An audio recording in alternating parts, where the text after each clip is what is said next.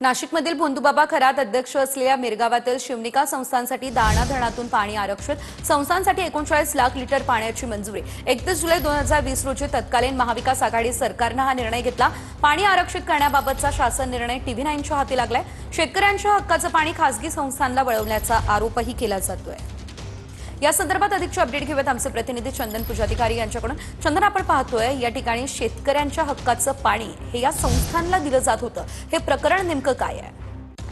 निश्चितपणे आपण बघतोय की 2020 साली हा शासन निर्णय झालेला आहे, ज्यावेळेला महाविकास आघाडीचं सरकार राज्यामध्ये होतं आणि एकूणच कॅप्टन खरात याचे राजकीय लागेबांधे जे आहेत ते या संपूर्ण 2-3 दिवसांच्या संपूर्ण चौकशीमध्ये स्पष्ट झालेले आहेत। रुपाली चाकणकर असतील, दीपक केसरकर असतील, बडे दिग्गज नेते जे आहेत ते कॅप्टन खरातच्या पायाशी या ठिकाणी येत होते, त्याचं दर्शन करत होते। ही देखील बाब आता समोर आलेली आहे आणि त्यामुळे आपल्या याच सगळ्या संबंधांचा फायदा जो आहे तो कॅप्टन खरात यांना आपल्या संस्थेसाठी करून घेतल्याचं देखील आता उघड झालेलं आहे। 2020 साली दारणा धरणातनं आपल्या संस्थेसाठी पाण्याचं आरक्षण जे आहे ते। अगदीच धन्यवाद तुम्ही दिलेल्या सर्व सविस्तर अपडेटसाठी।